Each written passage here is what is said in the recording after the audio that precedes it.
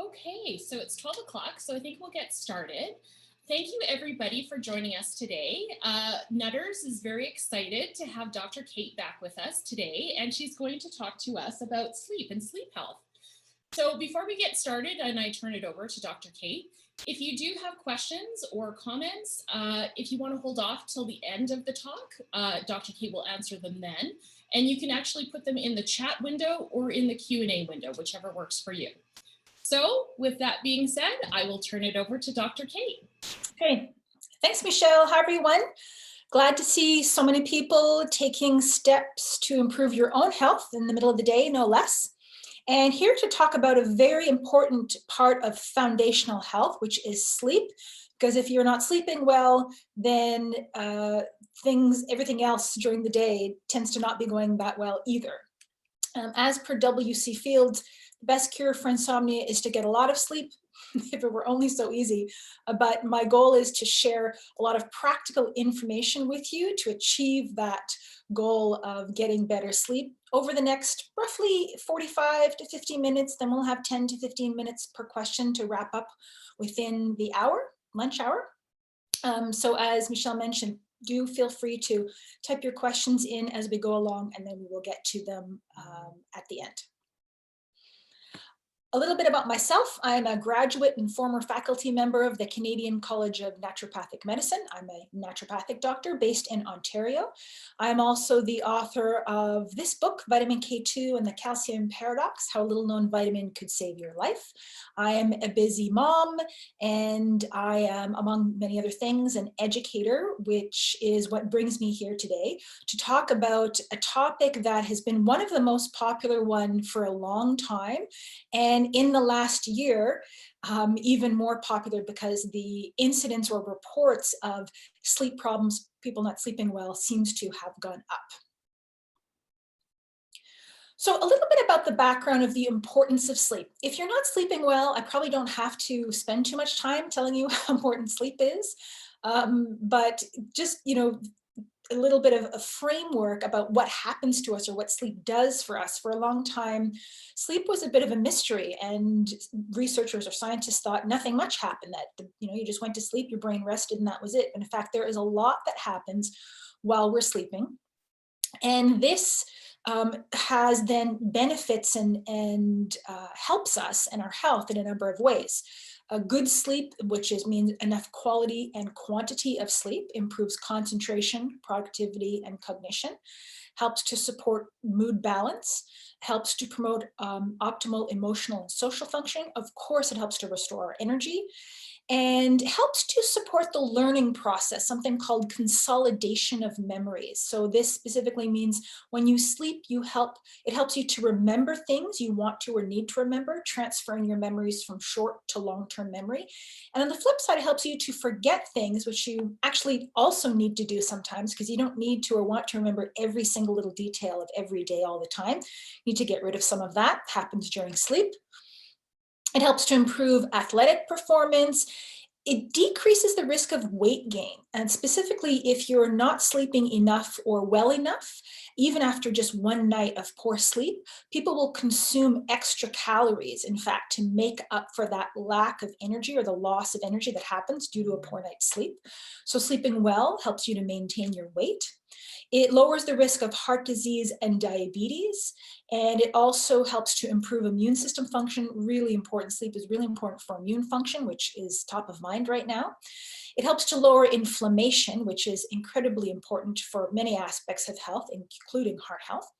And it helps to clean your brain. You probably didn't know that your brain needed cleaning or that happened, but in fact, during the deepest phases of sleep that I'll show you later, a special system of circulation called the glymphatic system is activated, that's normally dormant, that fires up and literally flushes out your brain, specifically clearing away things like amyloid, plaques, beta, plaques and tangles, these types of protein deposits, for example, that are associated with Alzheimer's. So good quality deep sleep is important for cleaning your brain. So these are just some things. No doubt there are many other things, but we'll move on to a little bit more information in terms of understanding how sleep can change throughout life. Of course, we know that infants and children tend to sleep a lot.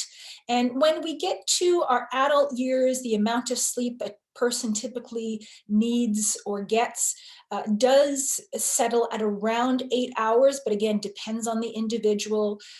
That can be 7, on the less side for some people, to 9 for others. I happen to be a 9-hour person. As try as I might, as much as I would love to get away on less, and I can a few nights in a row, but left to my own devices, my whole life, always sleep for exactly 9 hours.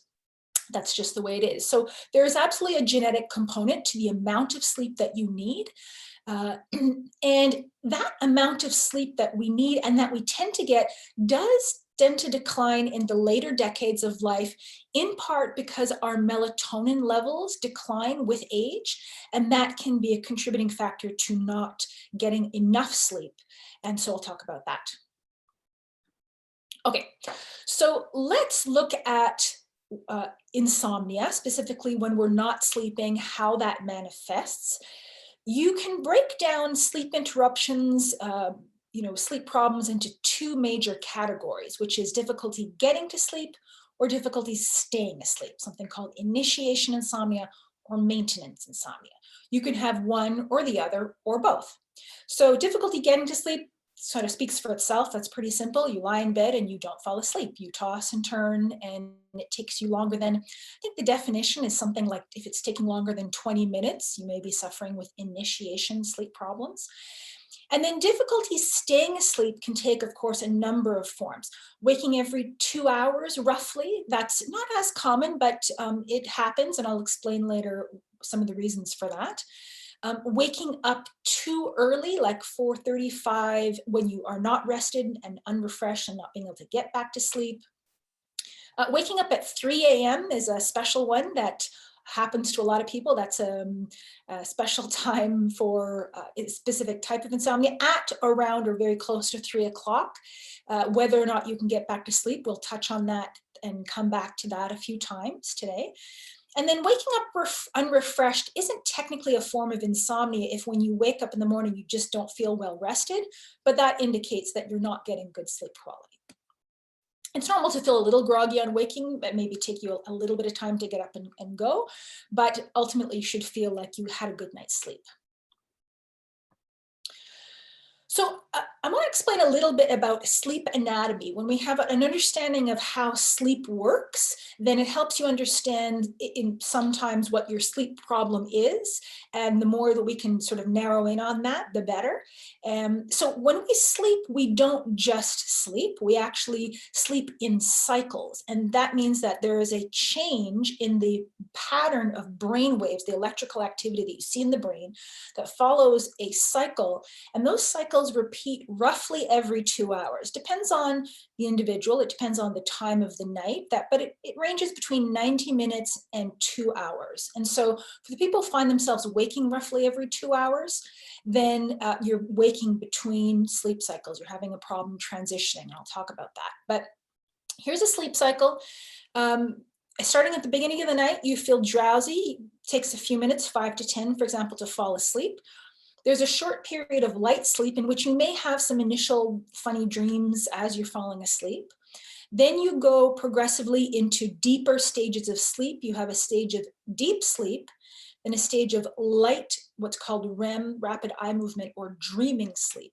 And then that pattern of deep and light sleep repeat throughout the night. So you periodically have these deep phases of sleep where we tend to restore ourselves physically. And then the lighter sleep, when we dream, we restore ourselves mentally and emotionally. So here's what that looks like throughout the night. Here's awake, and then the sleep gets progressively deeper. And then especially in the early parts of the night, you'll have quite a bit of this very deep, what's called slow wave sleep. The brain waves are slow at that time. And this is when that brain cleansing thing happens. Then there'll be a little bit of REM, again, lots more deep, slow wave sleep, a little bit more REM. And as the night changes, as you transition through around the 3 o'clock mark and then on to the wee hours of the morning, you spend less time in that deep sleep and a little more time, a lot more time, in fact, dreaming. And so this is why you tend to wake up from a dream, or you can recall your dreams in the morning if you do, not everyone does, because we tend to dream in the wee hours of the morning and just prior to waking up. So that's a bit of a look about sleep anatomy. So why do I have two ones here? My list got mixed up. This is a 3-step plan, what we're going to do to help get better sleep. First of all, eliminate inhibitors of sleep, something called sleep hygiene. Support adrenal gland function, which is a very important part of sleeping well, and talk about use of natural sleep aids, what kinds of minerals, nutrients, plant or botanical medicines, for example, that can help us sleep better. Just in terms of things that interrupt sleep, we're mostly here today talking about what you could say is idiopathic or unknown causes of sleep. In other words, you're not sleeping well, you may or may not know why, but there are other things that can interrupt your sleep. So it might not technically be considered to be insomnia if it's something external sort of that's interrupting your sleep, but certainly stress will interfere and interrupt sleep. That's really important, and we'll touch on that. Schedule changes. Poor sleep hygiene that I will explain next. Leg cramps can wake you up and interfere with your sleep. Low blood sugar as well. I'll touch on that briefly.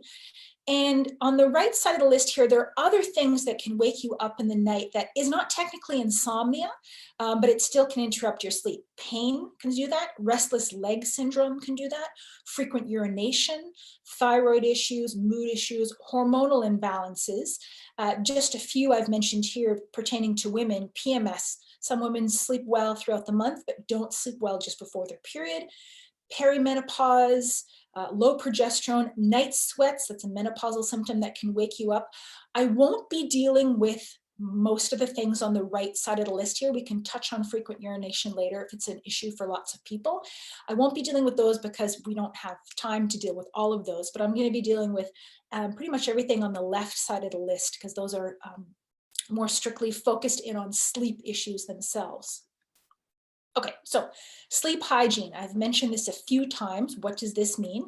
It does not mean taking a shower before you go to bed, but specifically it refers to habits that you can get into and steps that you can take that will improve your sleep quality. So the more problems you're having with your sleep, the more you should pay attention to doing as many of the things on this list as possible. First, and one of the most important ones, is establishing a regular sleep schedule, sleeping and waking at the same time every day. So not necessarily staying up really late or sleeping in really late when you can or on the weekends, for example. That's important. Sounds boring, but that's sort of the point. So establishing a regular sleep schedule. Sleeping in a dark room.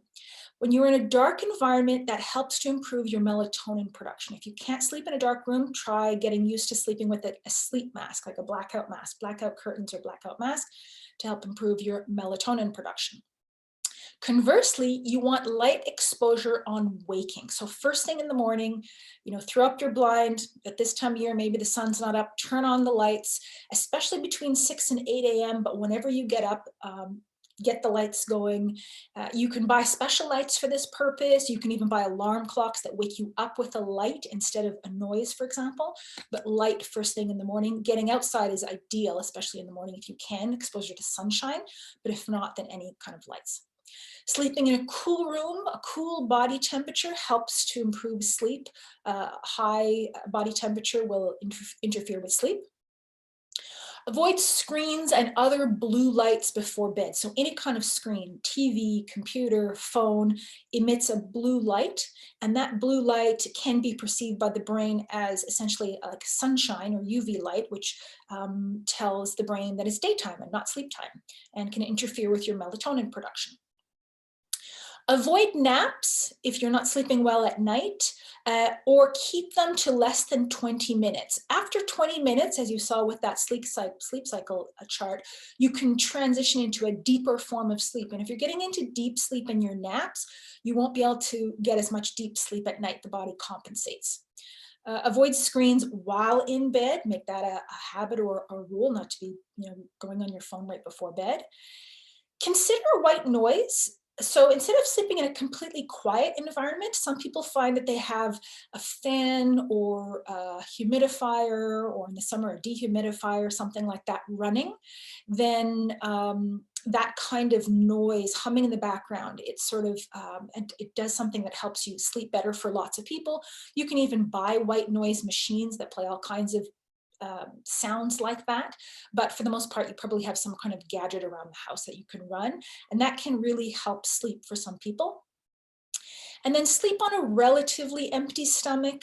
You know, this is not eating within 3 hours of bedtime. If you're sitting, everybody's had the experience of having a large or heavy meal. You won't sleep well typically doing that.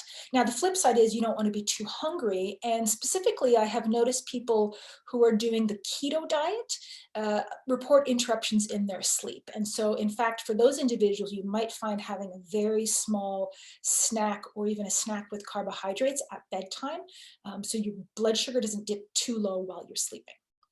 And then finally, 2 recommendations that should be obvious, but you'd be surprised that they're not, is minimize caffeine. You'd be surprised how many people will say, I'm not sleeping well, and it turns out they're drinking 5 or 6 or 8 cups of coffee per day. So if that's the case for you, then don't underestimate the effects of caffeine. Cut out the caffeine before, I would say 3 at the latest, but if you're really having problems, maybe consider noon. And alcohol as well, especially red wine, is notorious for making you feel sleepy at first and then waking you up later in the night. And again, around 3 o'clock, the red wine can get you. So these are, that's a lot of information, but these are really important tips that can really make a difference with your sleep quality. Okay, so I'm going to speak a little bit about the stress and insomnia connection, because we sure know that there has been plenty of stress this year, and this is a major contributing factor to people not sleeping as well. And research shows that even after only 1 night of sleep, for example, cortisol levels are higher. That's our stress hormone the next day. And when cortisol is high, that can interfere or impede our production of melatonin. So there can be a cyclical effect of not sleeping well, that causing more stress in the body, that preventing sleep the further night. But whether or not even if you're sleeping well, when you're under stress and your body is producing more cortisol at the wrong times of the day, then that can interfere with your sleep. So that can lead to difficulty falling asleep, you're stressed, your brain's going, tired and wired, can't stop thinking, a restless sleep, you don't feel like you're getting a deep sleep, any of these things. Adequate amounts of cortisol, however, are important at the right time of day. So cortisol tends to increase in the early hours of the morning, and then it should peak first thing in the morning when you get up and go. Your cortisol goes up to help you move. And that cortisol in those early hours also helps you to have REM or dreaming sleep. So the point here is that stress can throw off your normal daily rhythm of cortisol, which should be high in the morning and then low at night. And if stress has thrown that off, then you won't be sleeping well for a number of reasons. And so you want to get that back on track. So stress equals high cortisol at the wrong times of the day, which equals low melatonin, which equals sleep issues. So what do we do about this? Well, our adrenal glands are the glands that are producing the cortisol in response to stress, or not producing it when they should be, leaving you to feel, for example, unrefreshed in the morning, groggy, dragging at the beginning of the day. And when our adrenal glands are responding to stress day in, day out for months at a time during, say, a pandemic, then they sometimes don't act as well as we want them to, and this normal daily rhythm gets thrown off. So there's lots of things we can do. We can talk about, we could have a whole webinar on this, and sometimes we do. But one of the things that I find makes a big difference with adrenal glands is something called adaptogens. So these are botanical medicines, plant-based medicines that help the adrenal glands produce appropriate amounts of stress hormones at the right time of the day to get your rhythm back in, so you're energized and refreshed in the morning, and you can unwind and produce melatonin at night. So there's a number of these herbs. I like them together in combination. This is a combination that I like and I have used personally, professionally, and seen good results from, which is AdrenaSense. This is a combination of 5 adaptogen herbs that help you adapt to or cope with stress by helping your adrenal glands work properly when they're supposed to. Especially rhodiola and ashwagandha are key ingredients in here that you'll find in a number of other combinations as well, in different brands. But the AdrenaSense combines these with a few other ingredients: suma, Siberian ginseng, schizandra. And you would take this 1 capsule twice a day, typically morning and midday is ideal. And usually some people feel noticeably better within a few days, but the better result you will get after a couple of weeks, when you will find greater resilience in the face of stress and improved sleep quality eventually as you're getting your stress levels under control. For some people, waking up, for example, at 3 in the morning, especially if you're waking up very suddenly and feeling very alert, like you want to get up and vacuum or whatever, and or your heart's pounding, that is an adrenaline bump in the middle of the night when you should not be having that. And that can be the adrenal glands overacting when they shouldn't. And this helps to keep a lid on that. So this is AdrenaSense, and I'm going to it's for people who are suffering with the symptoms of mental and physical stress, help to recover after periods of stress, during periods of stress. If you're feeling mentally or emotionally or physically overwhelmed, it really helps to restore a sense of resilience in the face of stress. Okay. Moving right along to a nutrient that is both anti-stress as well as wonderful for sleep support and very commonly deficient, which is magnesium. Magnesium is the anti-stress mineral. It was Psychology Today magazine has termed it the chill pill, the original chill pill. It is a mineral that is used in over 300 enzymatic reactions in the body to do all kinds of different things. It is difficult to get through a diet. The recommended daily intake of magnesium is around 400 milligrams for adults, and that's usually the bare minimum for good health. And that's really not easy to get through diet alone, because our soils have become depleted in magnesium, so food levels have dropped. Magnesium is used up and depleted during stress. You go through it faster. And there are a number of medications that deplete magnesium, for example. And so supplementation to get a magnesium in can be really important. I especially like magnesium at bedtime. Magnesium is a mineral that will relax your muscles. It's good for muscle cramps and muscle twitches. If you tend to have leg cramps waking up at night, magnesium is a wonderful thing to take at bedtime. It also it lowers blood pressure. It promotes a gentle, peaceful sleep quality, and it promotes regularity. So for bowel regularity, for example, some people take it at nighttime specifically for that reason, but it does all kinds of good things. Here are some foods that are high in magnesium. Nuts and seeds, you can see hazelnuts and almonds tend to contain a lot of magnesium, but they also contain a compound called phytic acid that can bind up the magnesium, so you're not absorbing it well unless they are soaked or sprouted, prepared in very special ways. Dark chocolate is a very good source of magnesium that is quite highly absorbable. And green leafy vegetables are other ones, other good options for magnesium, but still, even with a serving of spinach, 80 milligrams, you need a lot more every day. And so you have to put a lot of effort getting in that through diet, or a little bit of extra magnesium in a supplement can be very useful. Again, I like this at bedtime. So I don't want to overwhelm you with too many options, but when you go shopping for magnesium, you will probably find, well, there's lots of different options and lots of different types of magnesium on the market, as you can see. But there are 2 main classes or categories of types of magnesium that are the most common, the most popular, for good reason. One is magnesium citrate. That's these 4 bottles I'm showing here on the left. The other one is magnesium bisglycinate. That's these 3 I'm showing on the right. They're both good options. I tend to recommend and use magnesium citrate because it's cheap and effective, and I like that. There's even chewable forms for kids. My son takes this, and I usually end up taking it too because it's yummy. But for some people, magnesium citrate is hard on the stomach. And so if you're one of those individuals, then magnesium bisglycinate is a wonderful option. It's a little bit more expensive, but it's gentle on the stomach and it does all the other good things you expect from magnesium in terms of helping to relieve muscle cramping, helping to improve sleep quality, lower blood pressure, these kinds of things. So I'll show you here a couple of magnesium bisglycinate options. One of them here is a powdered formula. This is MagSense, which is magnesium bisglycinate that comes in a berry flavor. You can mix into water, and because it's a powdered scoop, you can have half a scoop, a full scoop. You can decide how much you want. And it also comes with a number of other ingredients, vitamins and minerals.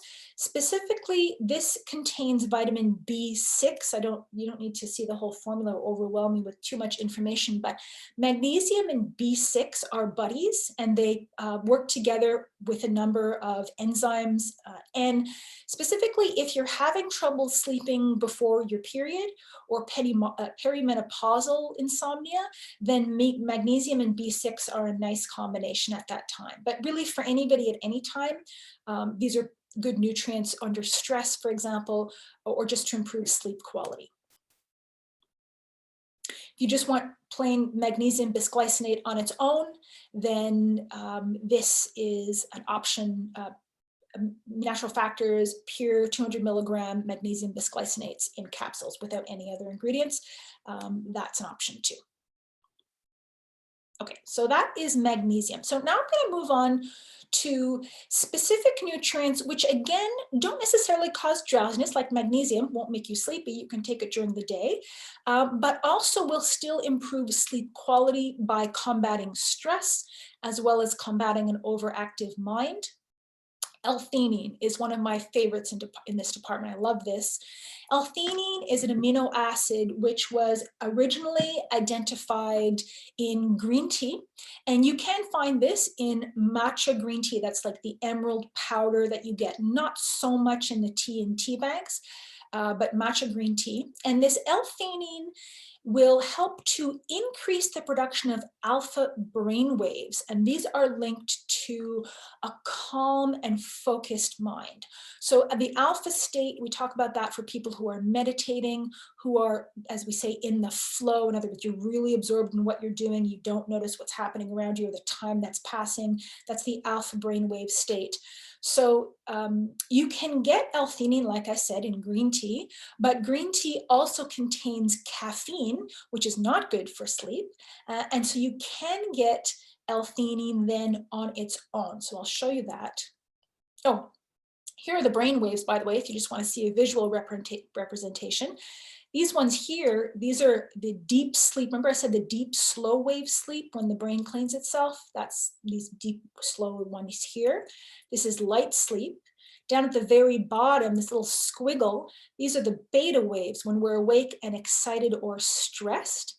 And right here is the sweet spot, this third line. These are the alpha waves. They're medium amplitude, frequent rhythm, and this is where you want to be for optimal brain activity. Now, why would you want optimal brain activity at night? Well, I'll tell you.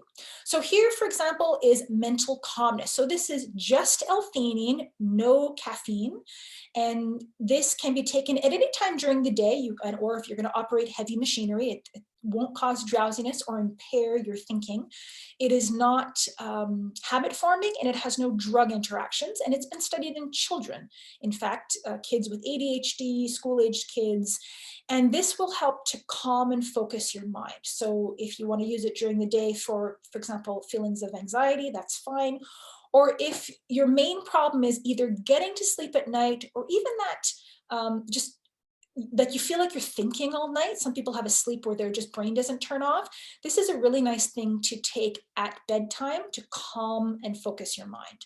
And so if you're tired, then your natural fatigue can take over without your brain keeping you up.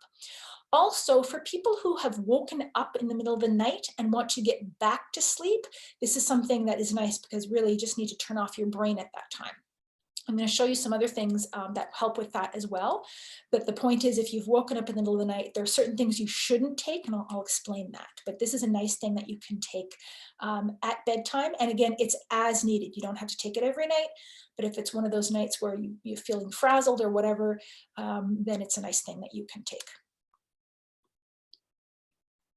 So this is for anybody who is feeling overwhelmed, stressed, can't shut the mind down, helps to promote deep relaxation and mental clarity. Okay, so I'm going to talk about another nutrient that does something very similar to the L-Theanine.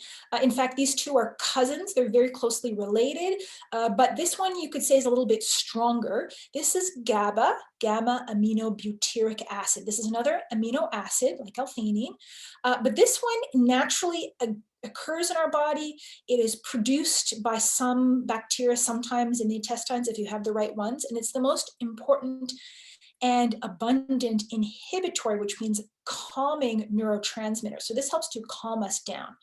And GABA works by the same mechanism L-Theanine. It helps to increase your production of alpha brain waves, but just somewhat stronger.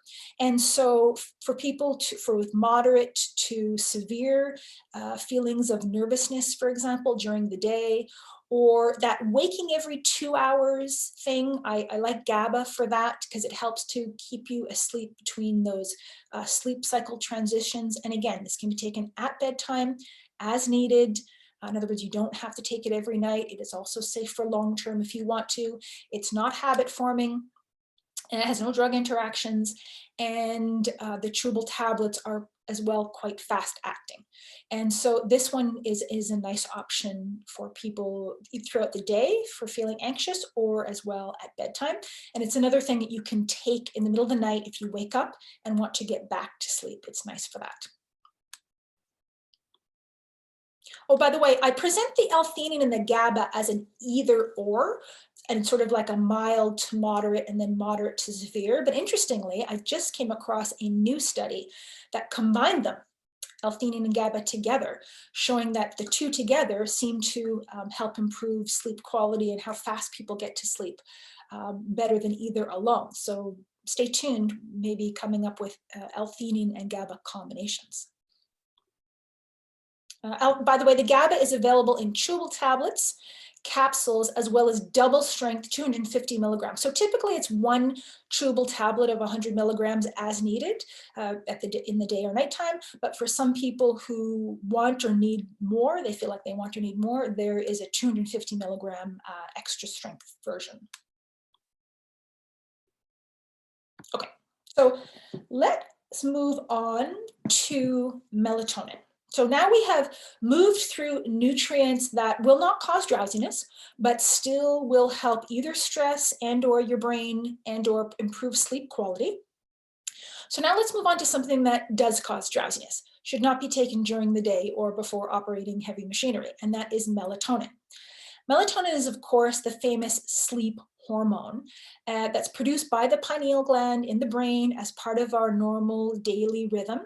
And it decreases, the melatonin production decreases as we age. That is very common. And this is one factor, as I mentioned earlier, in why we don't sleep as well when we age.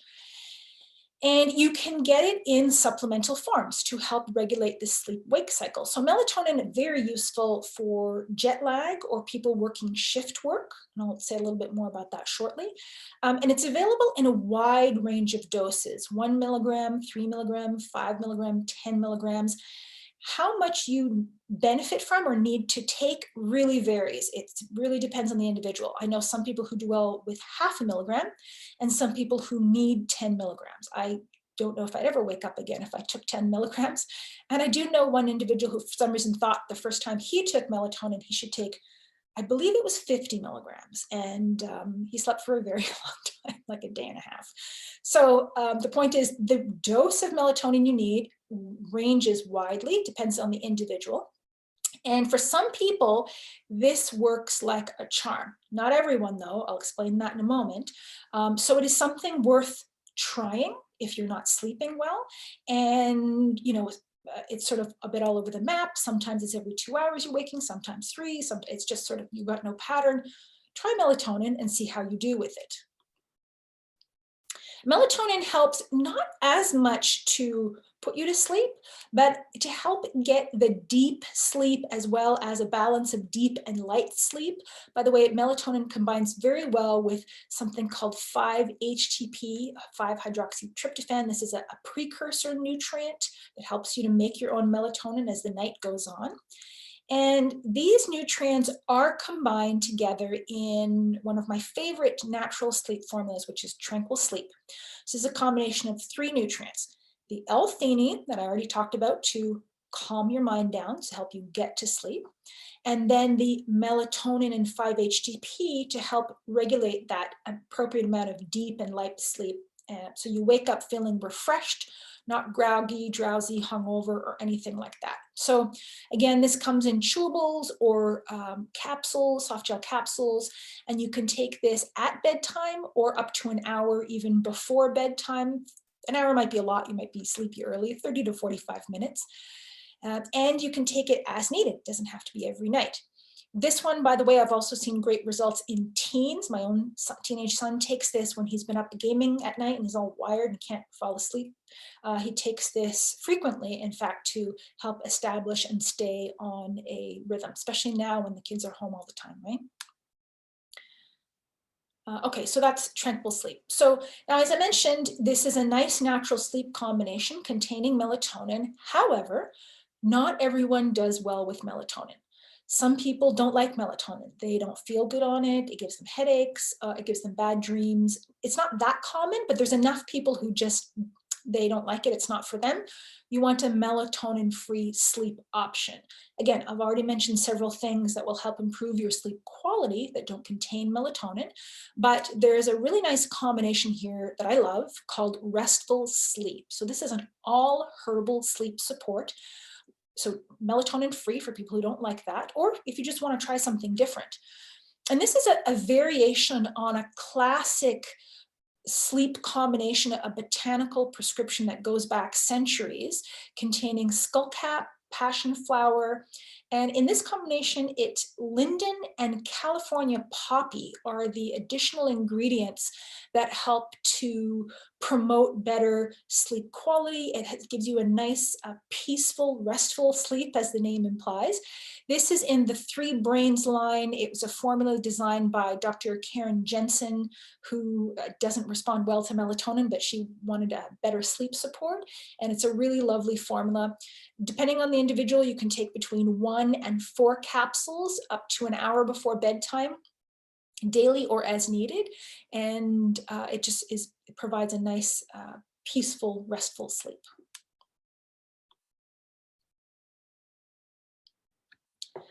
Okay, so we are just coming up to almost the 45-minute mark. I'm going to make a few more comments here in terms of when to seek advice about your insomnia is if it's lasting longer than 4 weeks, it's worthwhile to get a checkup with your doctor because there's all kinds of things that can be interfering with your sleep, like low iron levels, low thyroid levels, all sorts of things. And so it's a good idea maybe to get a checkup then. Or if your insomnia is really interfering with your daytime activities and ability to function, concentration, for example, memory, see your doctor or naturopathic doctor about improving your sleep quality.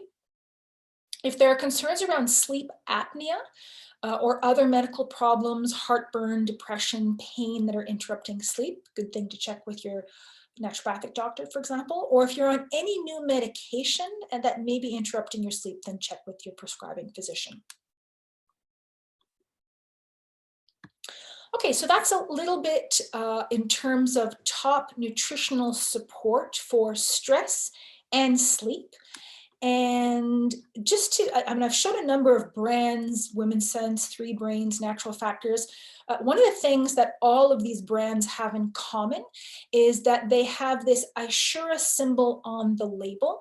And Ishura is a third-party testing facility based in British Columbia that goes above and beyond the even very strict Canadian manufacturing guidelines to make sure you're getting exactly what it says on the label and nothing else.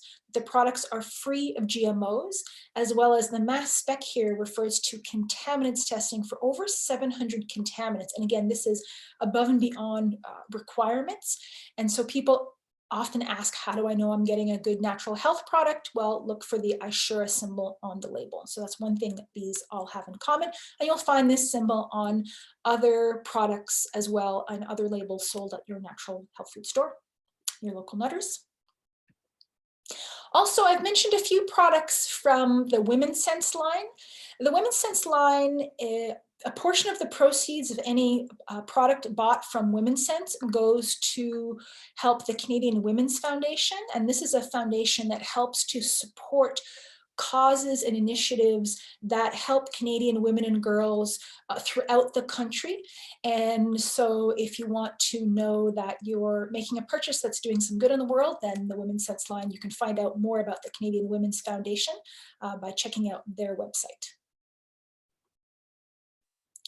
Okay, and that brings us up to 2:40 or 12:40 local time, and that leaves time to look at questions.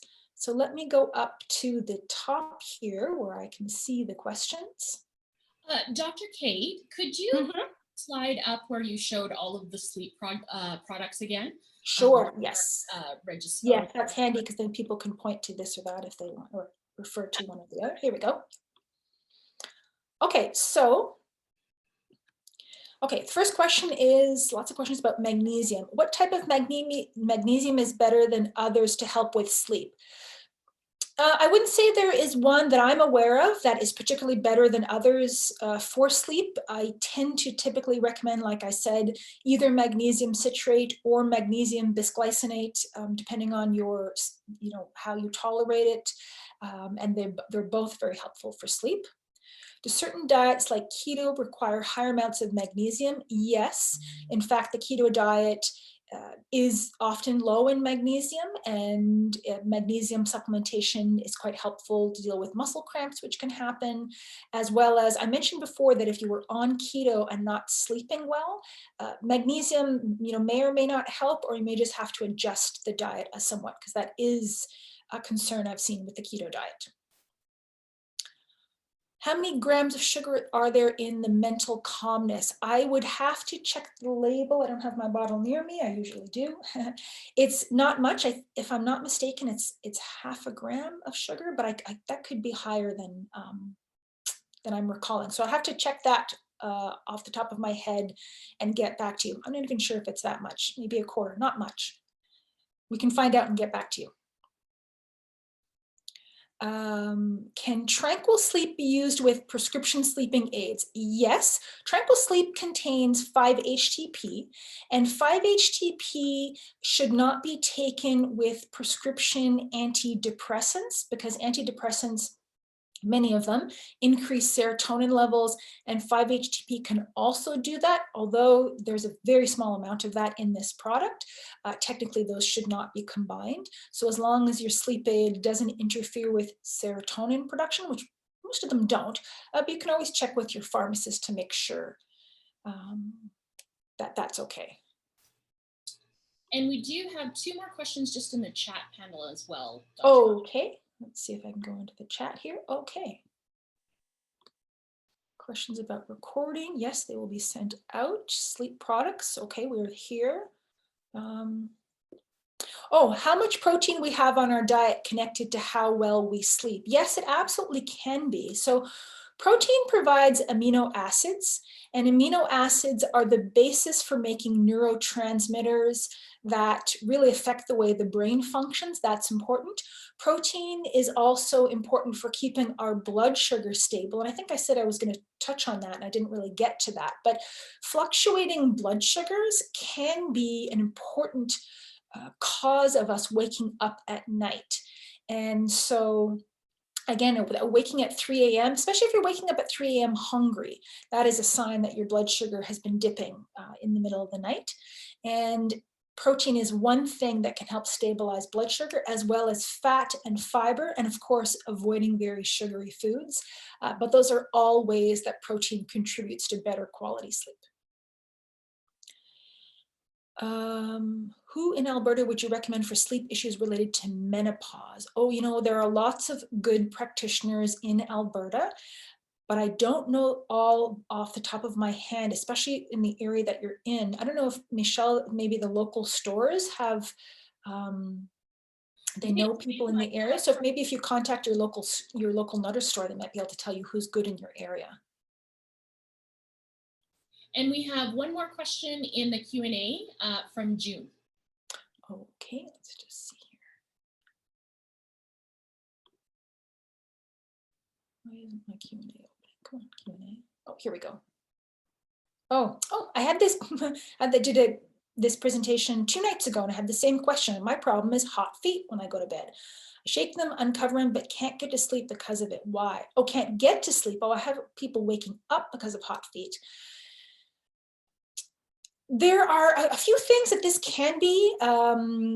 B vitamins may help. And in some instances, this is a condition that can be helped by either your naturopathic doctor or even traditional Chinese medical doctors can help with hot feet and or hot hands that can be interfering with your sleep. It's a difficult thing to explain, and it's more on an individual basis how you can get there, but you're not alone. There are other people who either can't get to sleep or being woken up by their hot feet, and it's something that is a good thing to speak to a naturopathic doctor about.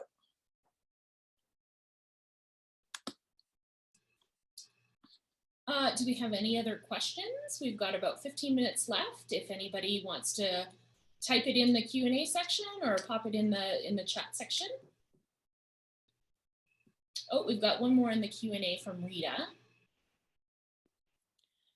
Okay.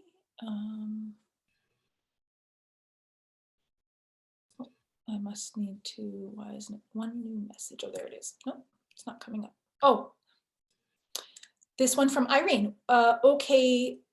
Oh, okay, sure. So Serenity formula. This is a question from Irene about Serenity formula. So early on, I mentioned that there are a couple of different types of adrenal combinations of these adaptogen herbs. And so the one I showed here is called Adrenals. There is another one that I love and have also used extensively professionally and personally, which is called Serenity Formula, that as well as in this Natural Factors line. It has those 2 key foundational herbs of the ashwagandha and the rhodiola that I already mentioned and pointed out, but it's combined with a couple of other herbs, lavender in particular, very calming and soothing, good for irritability, in fact, as well as something called a Eleutherococcus, which is a wonderful anti-stress herb. So the Serenity formula is another wonderful option for stress support. Again, you take this a couple capsules a day. Most people feel better, noticeably better pretty soon, but give it a few weeks to really add to that resilience. And when you're feeling more resilient and calm during the day, you tend to be able to have a more restful sleep at night. Sometimes when you're waking up, especially at 3 a.m., that can be, as I mentioned, your adrenal glands waking you up. And the Serenity formula is something that helps us with that. So again, another great option in terms of adrenal or herbal adaptogen support. So the question from Rita that came in, I wake up in the middle of the night and my mind races. Is mental calmness or Adrenals better for me? Oh, okay, great. So I didn't see that one. Still not seeing that one for some reason.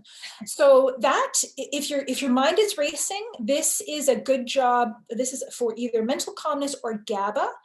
And so those can be taken at the moment if your mind is racing, whether it's at night, the beginning of the night, the middle of the night, during the day, either the mental calmness or the GABA. And I say either or because some people really do well. It's sort of a trial thing. You have to try one or the other. Most people do well on mental calmness. Some prefer one or the other. And that is something that you can safely take in the middle of the night and get back to sleep. If you have woken up in the middle of the night, I mentioned something not to take, which is melatonin. So don't take melatonin in the middle of the night to get back to sleep. With melatonin, you want to be sleeping, you want to have at least 4 hours of sleep after you take it, or even more, or else you can feel very groggy. But if your mind is racing anytime, then the mental calmness L-Theanine or the GABA are wonderful ways to calm it down to get back to sleep. Perfect. And we have one more question from Jennifer. Are there any supplements that can help with having to void frequently throughout the night? Yes, and I thought somebody might ask about this because someone always does. This is something that will interrupt sleep very commonly and unfortunately quite annoying, and that is nighttime urinary frequency. So there is something which is water-soluble pumpkin extract, and that is something that can be taken to help control urinary incontinence, overactive bladder, irritable bladder, and this helps to reduce nighttime urinary frequency. So this needs to be taken during the day, one capsule, typically with each meal, one per capsule 3 times daily. And then after the first 2 weeks, you can reduce the dose. And sometimes it takes a week or 2 to see the results here, but it will help soothe an irritated bladder and help reduce that nighttime urinary frequency. Now, there can be other things going on with nighttime urinary frequency, but this is something that's worth trying. Perfect. And we've got another question. Can you give any tips for sleep in regards to menopause / sleeping through hot flashes? Which is a great question. So this is really that is, you can almost say, not quite an external thing, but it's something that is interfering with sleep that may or may not respond to everything I have already mentioned. Now, the one feedback I have had from many women, especially if they find that their hot flashes or night sweats are triggered by stress or exacerbated by stress, the Serenity formula that we've talked about, or the Adrenals, these kinds of combinations can make a big difference with those symptoms. Now, if that on its own is not helpful, then you need additional support. And there's a lot of natural and herbal support for hot flashes and night sweats. Things like sage, black cohosh, for example, all these, by the way, are available in the Women's Sense line. But even just considering starting with an adrenal formula, and that on its own may help prevent some of the stress that can trigger these events. So that's the best tip that I have, just in terms of brief advice. Perfect. And that's it for questions, unless anybody else has any last minute questions that they want to pop in the Q&A window or the chat box. We do have a couple more minutes. In the meantime, while we're waiting for those questions to come in, Dr. Kate, thank you again for a wonderful presentation. And to you and the Natural Factors team, it was absolutely wonderful to have you here today and to talk about sleep health. Really, it's such a vital discussion to have these days. So lots of people not sleeping well. Yeah. Okay, well, no more questions have come in. So if you do have some, pop them in the question or the Q&A box or the chat window. If not, then we can probably wrap up the session. I did mention in the chat window as well, the session will be recorded, and it has been recorded, and it will be sent out to everybody who registered for the webinar today. So check your mailbox this afternoon. You should have a link. Oh, more questions always. Oh, just a comment. I've tried all those in regards to menopause, and they don't help. So that's when you have to speak to a practitioner. Some of those menopausal symptoms can be quite stubborn. So that's when you should work with somebody one-on-one.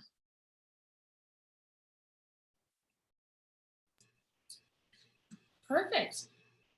Well, thank you everybody for joining us. I think we'll wrap it up there for today. If you do have any questions, you can always reach out to the Natural Factors team. You could reach out to your local Nutters store. We have some great individuals in the store who are well-versed in all of these products, so you can definitely pop in and see.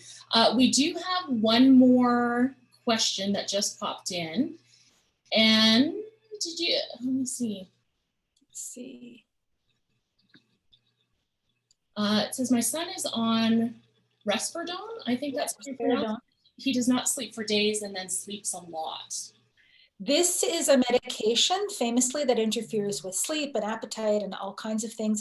It is one that can be very helpful, but also have these kinds of side effects. There isn't really a question related to this, and this as well is one that for somebody on this medication, I do recommend to work with a practitioner to try to get, tailored to something needs to be followed closely.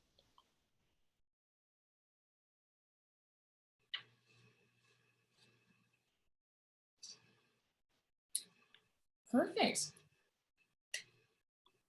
We'll maybe just give it just another minute or so, just in case any last minute questions do come in. There's always travelers.